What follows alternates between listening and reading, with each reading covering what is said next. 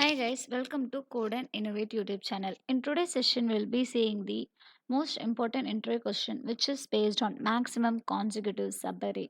So here they are given a binary array which is containing only zeros and ones. So here we have to find the longest consecutive subarray of the same digit. So if no subarray exists, we have to print no subarray found. So they have given one sample input which is 1 comma 1 comma 0010101111. So the expected output is 4. How they are giving 4 as the output? Because if you see here continuous, you have to check whether, so here 1 is continuous, here the count is 2, so here it is 00 continuous, so count is 2. So here 1010, it is different. So again if you see continuous, 4 1 is there, so this is the maximum when compared to 2. So we have to take maximum length and count length. So this is the two variable we will compare.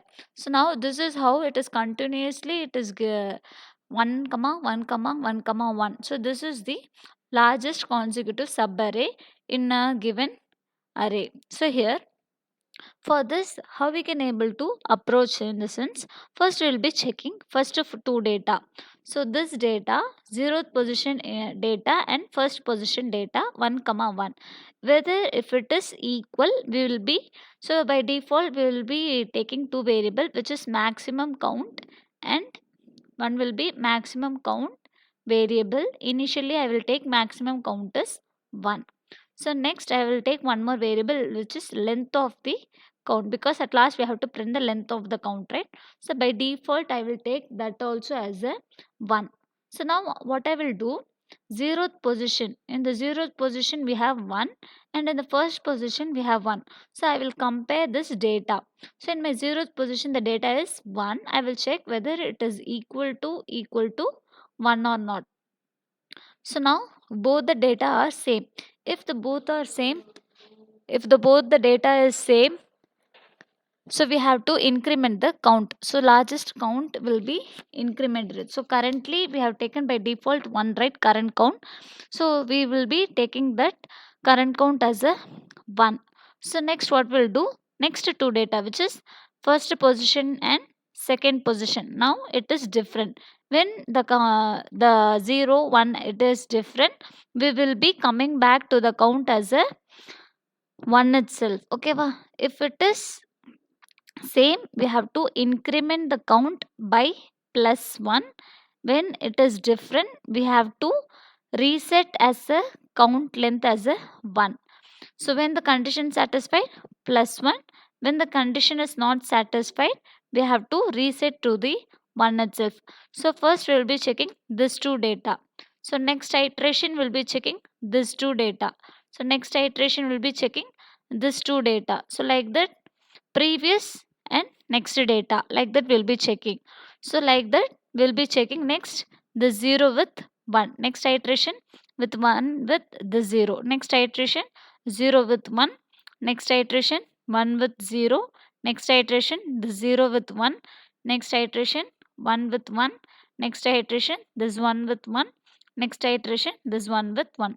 So like this iteration will be executed. So for that, iterating each and every element in my array will be using one for loop. Inside the for loop, we have to check whether this data has 0th index position value and first index position value, whether it is equal or not. If it is equal, we should have to increment the count value. If it is different, we have to reset the length as a 1 itself. Okay, like this it will be executing.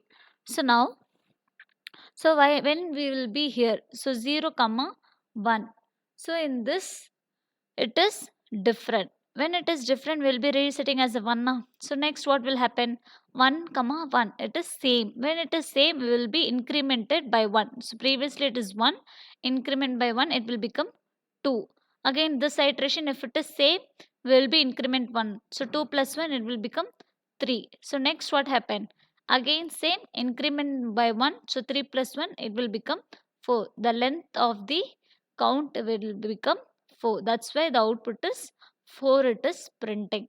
So this in the code we will see the Python code now. So for this the code is this one.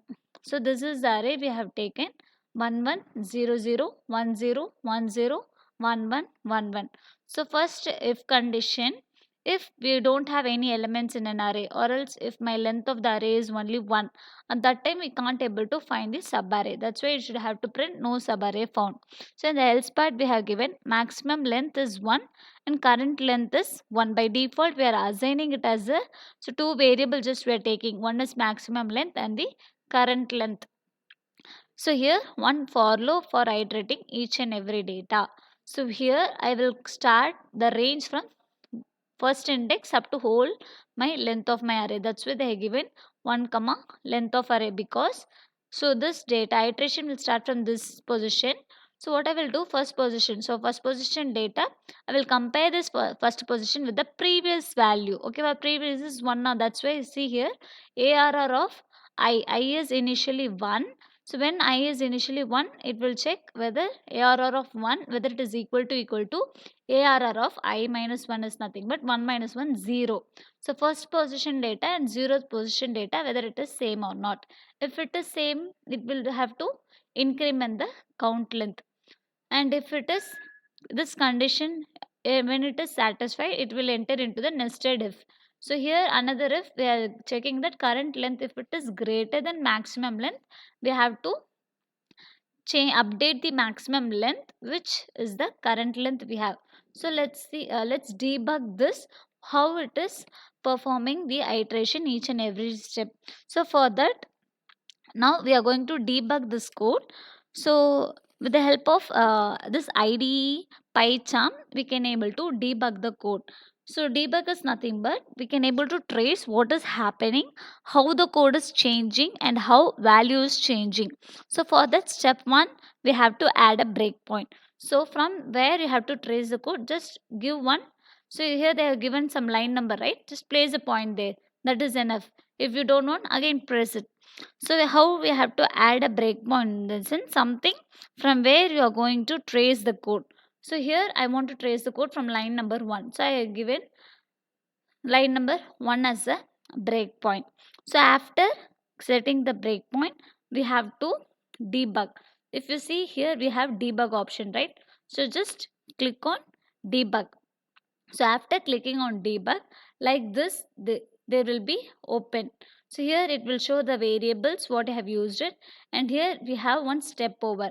So by that next step what it is doing, we can able to trace. So here again step over. If we see, it is checking the if condition in line number 3, again click on step over. So it is, so now this condition is false, so automatically it is entering the else block. So maximum length it is taking as a 1. Again click on step over. Current length it is taking as a 1. So again step over. Now see, maximum length is 1, current length is 1. Okay, so now it is enter into the for loop. For loop starts from the range 1 comma whole length. So again step over. It will check now if condition. If you see here, I value is what? It is 1, because the range we have given from 1 comma length of the array. If we will be giving 0 comma length of the array, it will take I value from the 0th index, but we have to take from the 1 only, then only this data and previous data we can able to compare. So for that purpose, we will be taking the range 1 comma length of the array. If you debug, it will show I initially my I is 1, because range is starting from 1. So again debug. So now what happened, it will check the condition. So now both the value are same. If it is equal, it will get into the if condition. So we are incrementing the current length. So if you see here, previously it is 1, right? So after incrementing, just click on step over. If you see here, it has been updated current length as a 2. So next step, again step over.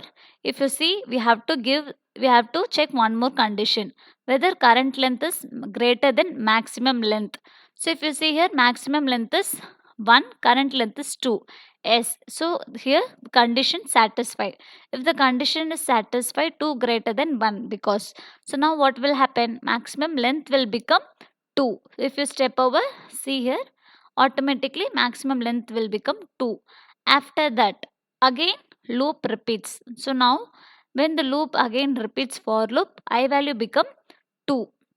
So when I is 2, what happen, it will check this second index data and first index data. So if you see second index and previous first index data 0 1, now it is not equal.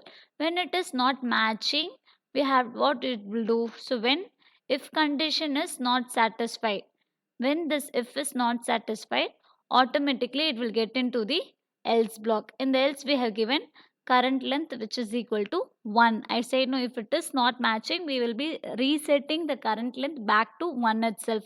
So next step what happened? So again loop repeats for the index 3. So now it will check third index 0 1 2 3. So third index position data and previous data, so which is same. Now if it is same, it will enter into this loop. Okay, so like this, if you step over each and every step what it is doing, it will iterate and show you. So it will iterate for all.